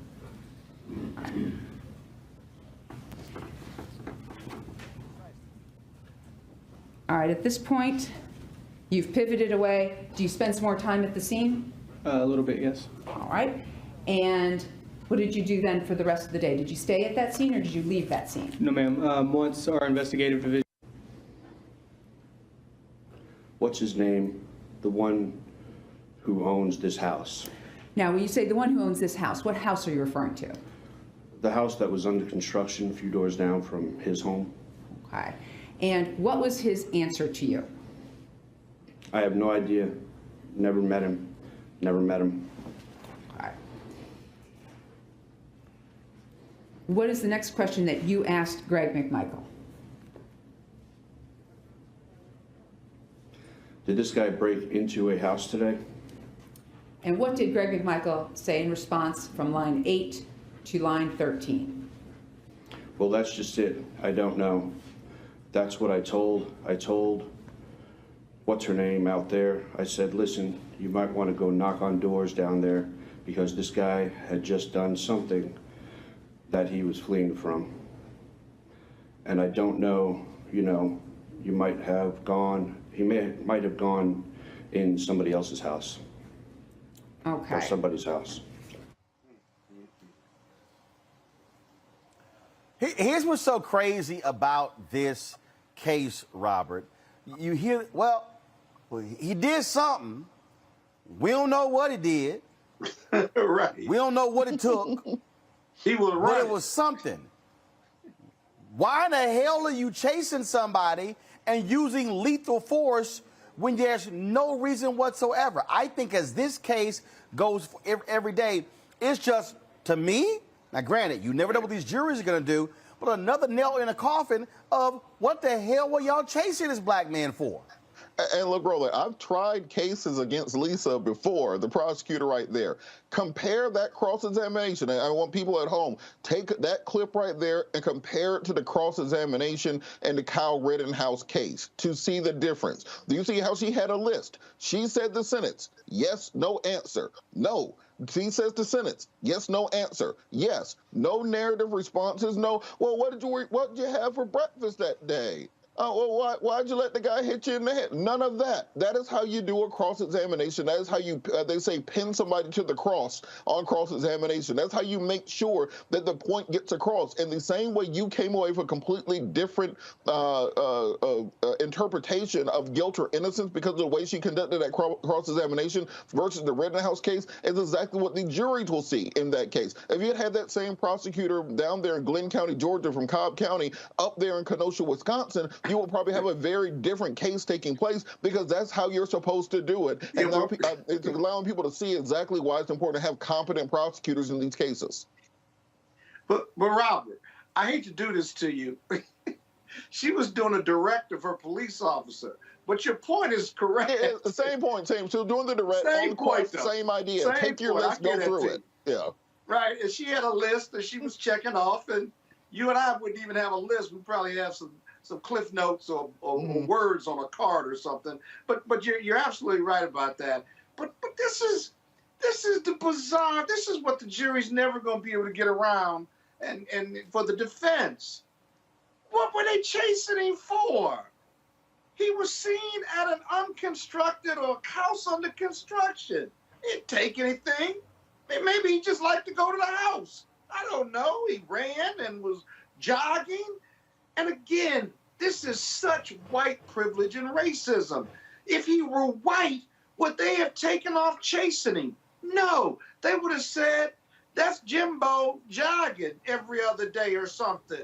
But because he's black and they don't see us as human beings, these good old boys get in the pickup truck with their shotguns because he's black, he's young, he's big, he's dangerous, and he had to do something because otherwise, why he running through our neighborhood like that? I mean, this is just blatant racism and white privilege. And so then this kid is dead. They shot him because they cornered him, and then he grabbed the shotgun in his defense. In all of these cases, there's this negative narrative, and the shooter is driving the negative narrative. And now they're on their defendants, and they want the jury to then cloak them with all of these protections to say it was self-defense, whether it's Rittenhouse or these good old boys on Arbery's case, that I had these protections. But the question is, but for you, the defendants, and but for your guns, right, the victims would not have been killed. There would be no incident. There would be no arrest. But for you and your reckless and criminal conduct. There is no defense to that if you're driving that negative criminal narrative. It'll be interesting to see what the juries do, but this is all negative behavior by the defendants that I don't think either one ought to be able to get around, Roland. I just really don't. And Scott, to that point, I want people to understand this. Even if Ahmaud Arbery had been running down the street holding an AC unit and a big screen TV in the other hand, you still can't shoot him. He's still innocent too. He's still innocent. So even if the McMichaels had thought or had proof that he had committed a crime, guess what? Even under Georgia's old self-defense law, that is still not justification to use lethal force to stop a property crime. That's just not the way. Even the law has now been repealed, but even the old law, it wouldn't have been justified under that. So I think in this case, you never know what a jury is going to do. You don't like to call things early, but it's going to take a hell of a defense argument to get around some of these facts that have come out during the prosecution's case in chief. Or better yet, watch this. Let's say folks. you caught him and you didn't shoot him. What are you gonna do? You're gonna interrogate him? You're gonna rope him up? You don't have anything on him. He's running. He's jogging. You're gonna call the police, and then you're gonna try to convince the police that somehow he's in the wrong place. That's just crime. He was running while black. He was running in the wrong community. And that kid dead now. How you get your arms and head around that in 2021 as a black man in America? America's promise of freedom, justice, and equality, it's an unfulfilled promise by its own people, by white folks who have privilege and don't see us as human beings. It's an awful case, Roland. It's an awful case. It is. All right, folks, going to go to a break. We come back. Wait till I tell you what these 4 Seattle cops who were involved in the January 6th insurrection want to do. You want to know about white police privilege? That's next on Roland Martin Unfiltered, broadcasting from Los Angeles on the Black Star Network. Back in a moment.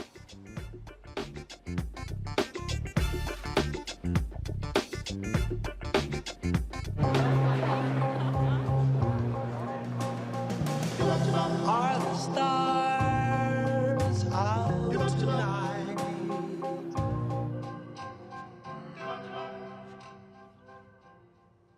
Alexa, play our favorite song again. Okay. I only have eyes for you.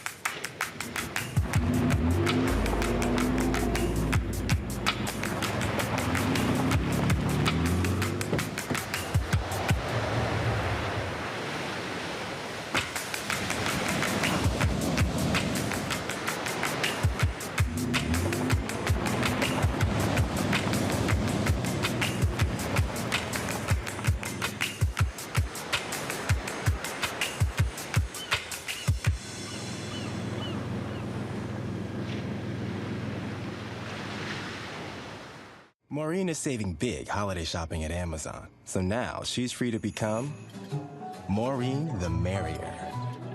Food is her love language, and she really loves her grandson. Like, really loves. I'm Bill Duke. This is Diala Riddle, and you're watching Roland Martin, Unfiltered. Stay woke.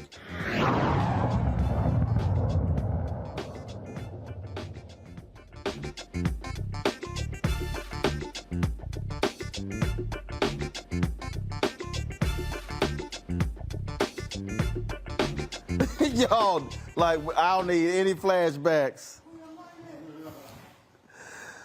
Oh, y'all, welcome back to, y'all supposed to stay on this, y'all supposed to stay on that shot. Why y'all switch so soon? Y'all know I wasn't ready to talk yet.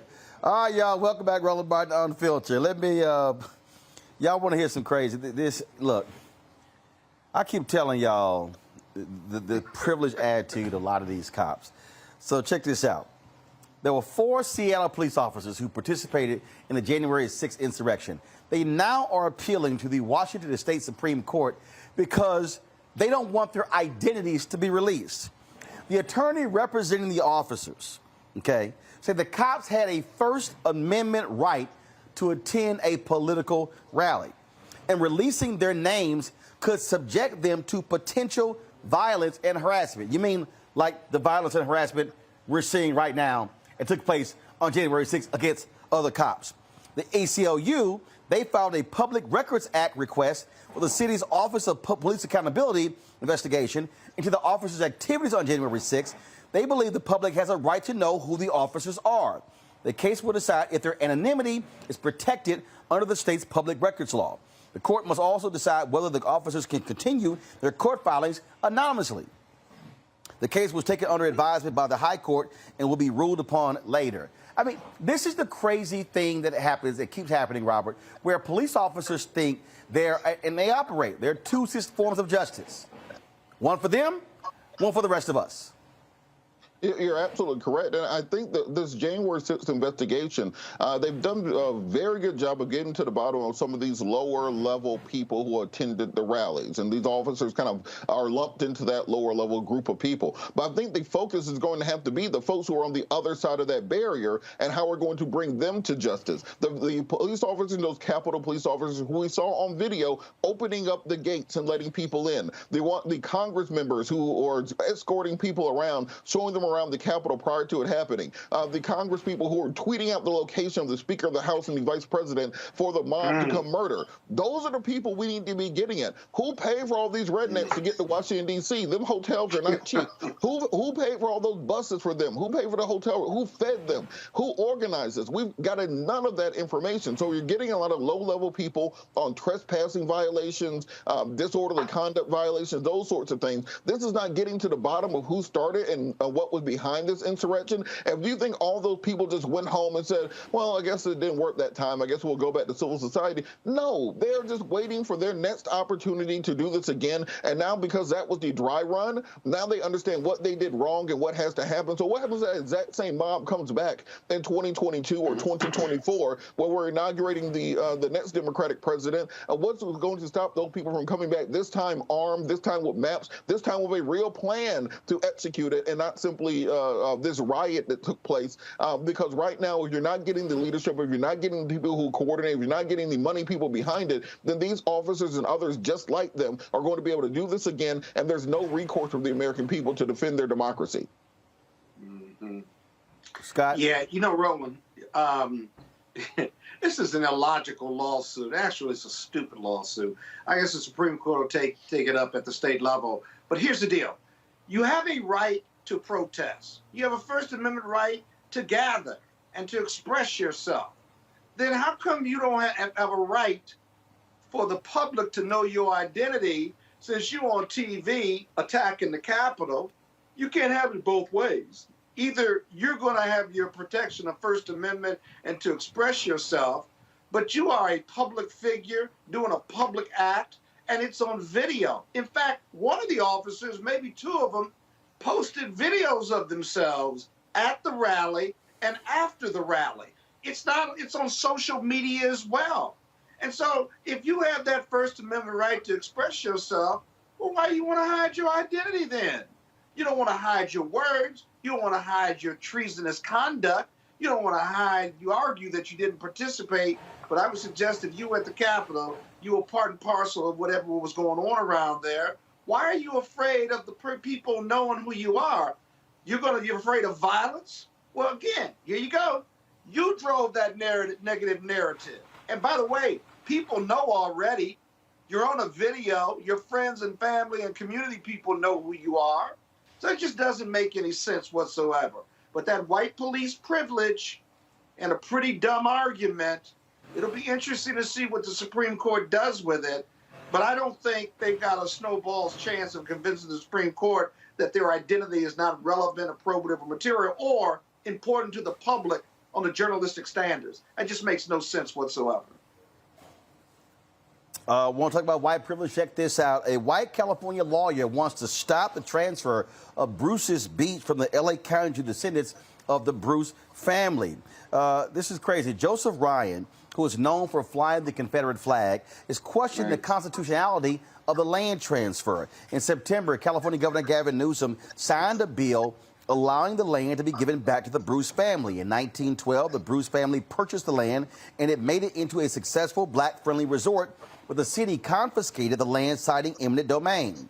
The preliminary hearing for the lawsuit is set for January. Lord, even when you sit here and have the California Assembly pass this thing and make it law, you got the white supremacists who's still trying to stop black folks from doing something, Scott.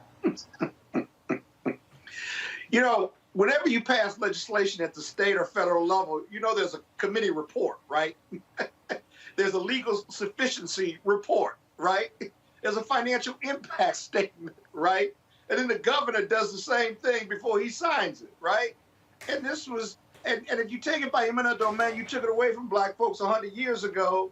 The state and the governor and the council, or I'm sorry, the state house has the right to take it again or give it to whomever they want to give it to for whatever reason, right? It's called a legislative act to get it done, and the governor signed it. And what's even sillier about this is that there's some constitutional violation. That might be interesting if he comes up with a creative argument, but the idea that black people were not oppressed or this wasn't taken due to racial oppression is just downright silly. And by the way, even if they took it, the state still has a right to give it back to them or give it to whoever or whomever they want to give it to. So it really doesn't make any sense. I mean, he loves this Confederate flag. He says he just raises it to honor the South and to honor that part of our history. Yeah, okay. You just keep up with that argument. I hope he spends a lot of money trying to convince the court of that. Well, you know, I think this lawsuit is really about trying to. I think this lawsuit is really about trying to stop the proliferation of this nationwide, because for every state, for the most part, has a Bruce's Beach. If you look at Atlanta, you know, right where Lake Lanier is, that used to be Oscarville, a prominent black community. If you look at the national highway system, many states, those highways go directly through black communities, black houses. This is in the 1930s, 40s, 50s, and 60s. So those railroads too. Yeah, the railroads. Those people's descendants are still alive, and those people will have a claim if so they're trying to use this suit to try to stop this, because if this goes forward, they're going to see people petitioning every state saying, look, y'all put a highway over my house, y'all sank my grandparents' house under a lake, y'all put a railroad and a freight depot over it using eminent domain. There's a point in time in the 80s and 90s where it got to the point they were using eminent domain to build shopping malls and taking away housing to build retail districts for predominantly wealthy people. So I think this is going to be the kind of the tipping of that iceberg, the tip of that iceberg, where we're going to start diving down and seeing how much generational wealth have been stolen from black people, not 150, 200 years ago, like they always try to argue, my family never owned slaves, so I should. No, this is like your childhood. When you were watching Leave It to Beaver, they were building highways over black communities, and those have to be repaid. All right, folks, got to go to a break. We come back, our Tech Talk segment. The black founder of a company has created these Bluetooth earphones. We're going to talk about that next. Many of you are walking around with those earbuds. You might check this out. That's next on Roland Martin Unfiltered, broadcasting live from Los Angeles on the Black Star Network. Ain't no show cooler than this.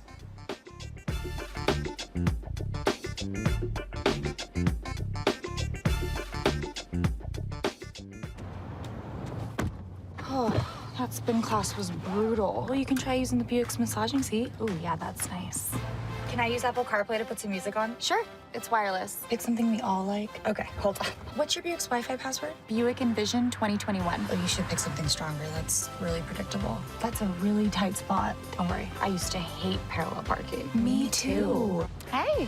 Really outdid yourself. Yes, we did. The all-new Buick Envision, an SUV built around you, all of you. Betty is saving big holiday shopping at Amazon. So now, she's free to become Bear Hug Betty. Settle in, kids. You'll be there a while.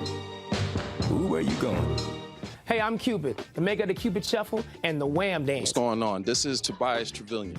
And if you're ready, you are listening to and you are watching Roland Martin Unfiltered.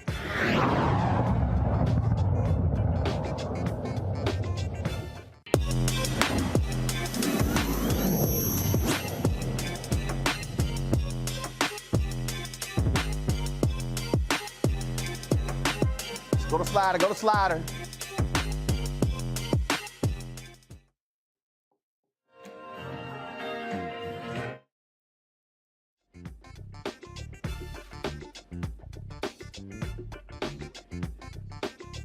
Doing a little something, something. All right. So I'm always listening to some music during our break. So I'm glad to have y'all back. All right, folks. So every Wednesday we got Tech Talk, where we feature African Americans who are in the tech space. Many of them, of course, you may not know about. That's why we do this segment here. And so tonight's founder has a line of ultra thin wireless Bluetooth in-ear stereos. Sound developed by experts in the music industry. Welcome Orlando Prendergast. He's the founder of Zuka Sound, joining us from Toronto, Canada. Orlando, how you doing? I'm very good, Roland. How are you, sir? Doing great. All right, so I'm a huge music fan. I travel a lot. I'm always looking for great sound. So tell me about this Zuka Sound. Tell me about these in-ear stereos. What's so great about them? Well, the greatest thing about them is that it's quality. We sourced raw material that we can offer quality for very reasonable prices to our consumers. So aside from that, the sound is very unique. It's got our ZSTS technology, our tuning system that me and a very good friend of mine, we developed. And I just feel like we've got a niche where we can basically bring the studio where these artists spend a ton of time and energy and money in creating that masterpiece directly to the listener's ear. And I think with Zuka, we've done that. So, one of the things that when you talk about that quality sound, you're absolutely right. Look, not all earbuds are equal. Matter of fact, there was one particular company. I got some wireless earbuds, and they had, and I got a problem saying it. It was, hey, guys, bring me the earbuds on the corner right there. These MyPhones, and so it had the 05 and 07. And they proclaimed, oh my God, the 07, the 30% smaller, this great sound. And then when I got them, horrible sound. I couldn't even talk to somebody on the phone, and it was awful. I did a full test, and I posted it on Amazon. And that's the thing, when you listen to music, I mean, you really want to have that clarity of the music. And that's why I test a lot of products all the time, whether you're talking about Bluetooth speakers or even the headphones, because that's really what you want. You want to feel it. You want to have that sensory, if you will, that sensory feel of the music. Exactly, and I agree with you. And you know what? It's really not their fault, because in this industry, I've learned that you have two options. You either enhance the voice recognition, meaning that when your phone rings, your device connects to that call. So you can either focus on a quality call or a quality sound. We focus on the quality of the sound. That's why we call it stereo. We purposely removed the phone and added stereo, because when you hear stereo, you hear of music. And that's what Zuka is focusing on. With my musical background, I really want quality of music. I don't care about the call too much, although the technology and the components that is integrated into these devices will allow you to take calls, etc. But the difference, one of the clear difference between with yours, with yours, you can use them to talk, but as you were developing it, your focus was more, let's make sure that the music part is A+ and the talk part is A- or secondary. Exactly. And no other, from my research, no other brand has done that, which is why they call earphones. I want. First of all, how long did it take you to develop these Bluetooth in stereo phones? 5 long years, man. 5 long years. Wow. Sleepless nights, and loss of a lot of money, because this industry, although I spent 28 years in the music industry, the tech industry was very new to me. It came to me as a dare. And you might know the guy that dared, but I won't mention his name. But I'm sure off air you'll know who he is. He's very well known. He was the guy behind American Idol for the first 10 years in the audio engineering space. But the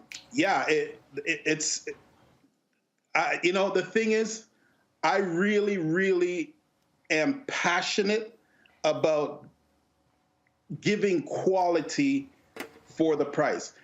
I don't care if you pay $300 for a device, but please get $300 worth from that device. And that's really what our focus is, Roland. Questions from panelists. Robert, what you got for Orlando? Could you talk a little bit about it, and thank you so much for joining us. Can you talk a little bit about the development process, what you did in those 5 years? We've seen a lot of companies recently that have gotten into the tech space, but their development process is taking a flight to Shanghai or Guangzhou or Ningbo, picking up a product off the shelf and put it into a new box. Talk a little bit about how you develop this product and what differentiates it from some of those things on the market today. Right. So I must say, the sole that you see right now, the actual design is not ours. Due to COVID, we have 6 designs that are ours, that are creative, original design. But the sole was a design that was given to me, that was introduced to me by a manufacturer. He was haunting me for years to use this design, and finally, when COVID hit, and due to the computer chip shortage, the global computer chip shortage, and us being the little guy, we were really affected. So my original designs are not yet launched or even produced as yet. But to answer your question, it's a lot. It's a lot, and I've never. My manufacturer, it was in South Korea. I've never taken a trip there, but we've had long nights, Zoom calls, etc.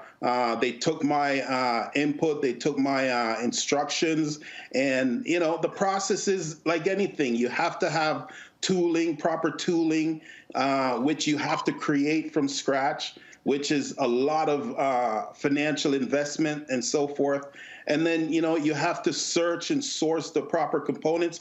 These components are privy to the public. They're out there. You just have to source the quality that you want. And of course, when you attach quality to anything, you're talking about cost. And so the 5-year process, we've done that. Unfortunately, we tried to launch 3 times prior to COVID. And again, us being the newcomers, we were always, bounced back with regards to getting our components manufactured and stuff like that. So with this launch and the fact that I really, really like this design, and they gave us the opportunity to integrate our sound and given us a few things that is exclusive to our brand. And that's why I went ahead and utilized their design.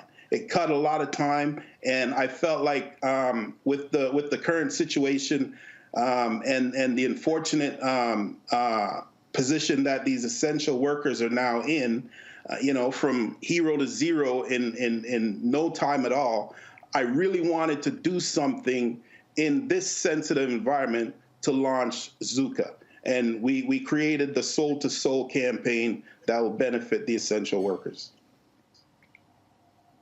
All right, Scott, your question. Hey, Orlando, welcome. Hi, Scott. Thank you for joining us. Part of your 5-year journey, did that include making sure you had your intellectual property rights and your ownership of this technology? That's always a big deal with tech products. And can you comment on that? What do you own? Yeah, Where do you own it? And do you have your IP rights in order? Yeah, we do. We do have our IP rights. It's not fully granted yet. It's a process.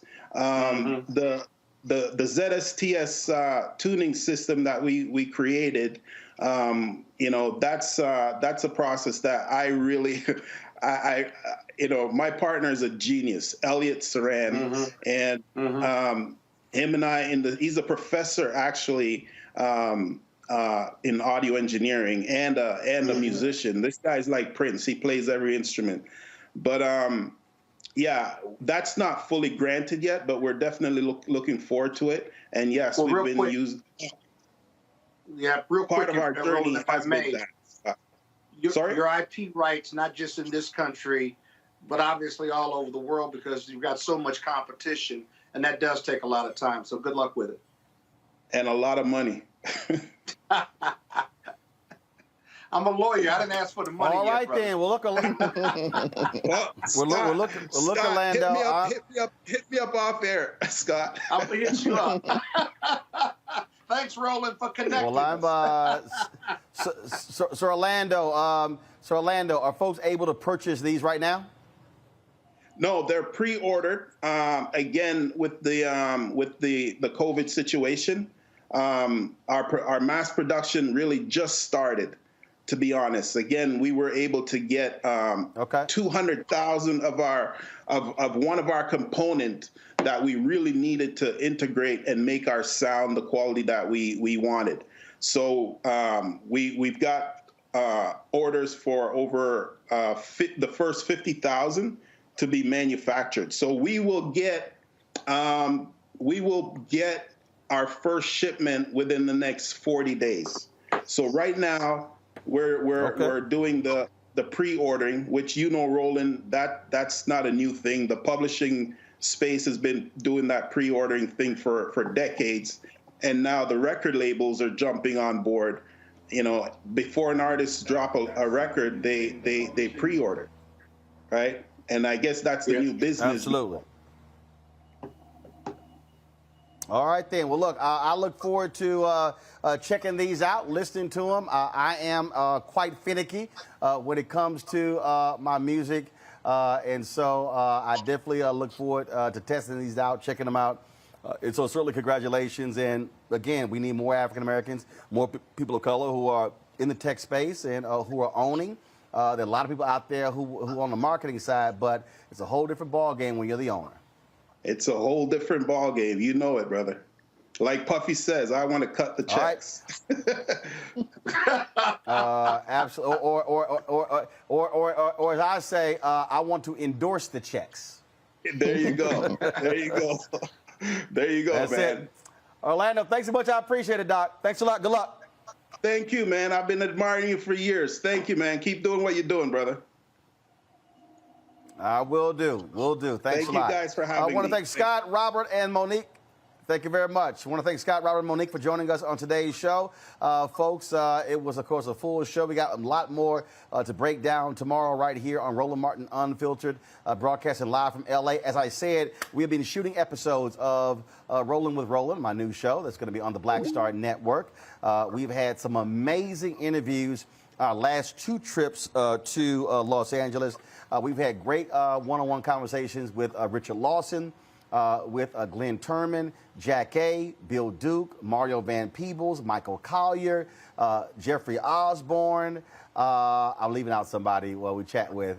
Then, of course, last time, Dondre Whitfield, Johnny Gill, Sherry Shepard, Guy Torrey, Damaris Lee, Michael Ely, Laz Alonso, Maddie Rich, Sheila E.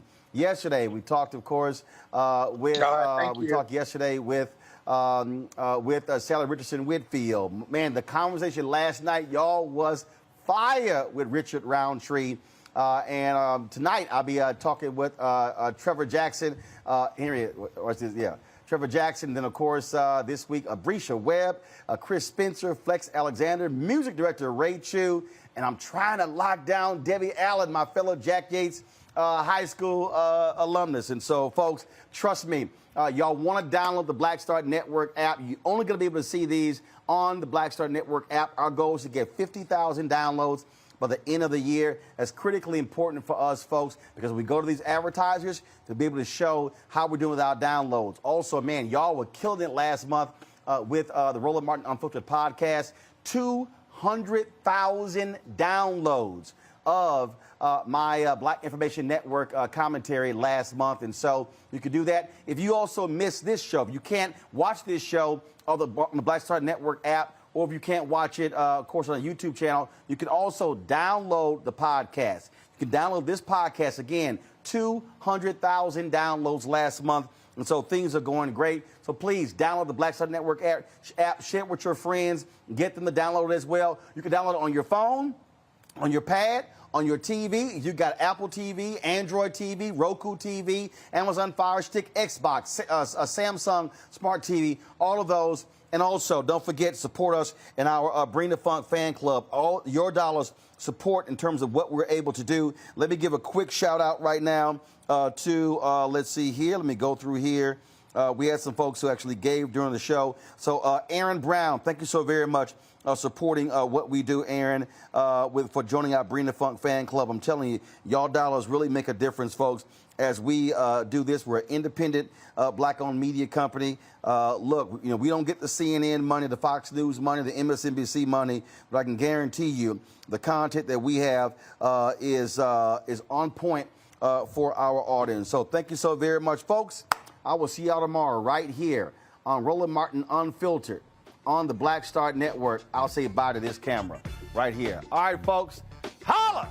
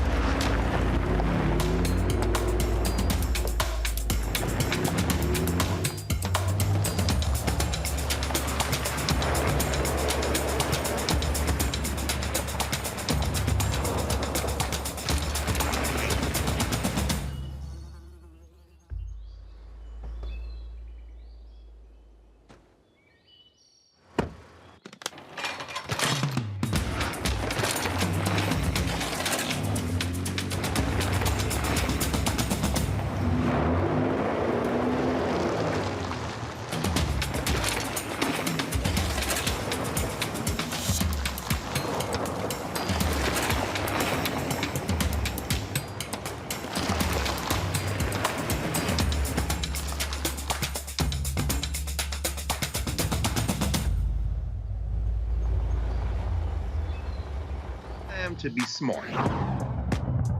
Roland Martin's doing this every day. Oh, no punches! Thank you, Roland Martin, for always giving voice to the issues. Look for Roland Martin in the whirlwind, to quote Marcus Garvey again. The video looks phenomenal, so I'm really excited to see it on my big screen. Support this man, Black media. He makes sure that our stories are told. See, this difference between Black Star Network and Black-owned media and something like CNN. I got to defer to the brilliance of Dr. Carr and to the brilliance of the Black Star Network. I am rolling with Roland all the way. Honored to be on a show that you own. A Black man owns the show. Folks, Black Star Network is here. I'm real revolutionary right now.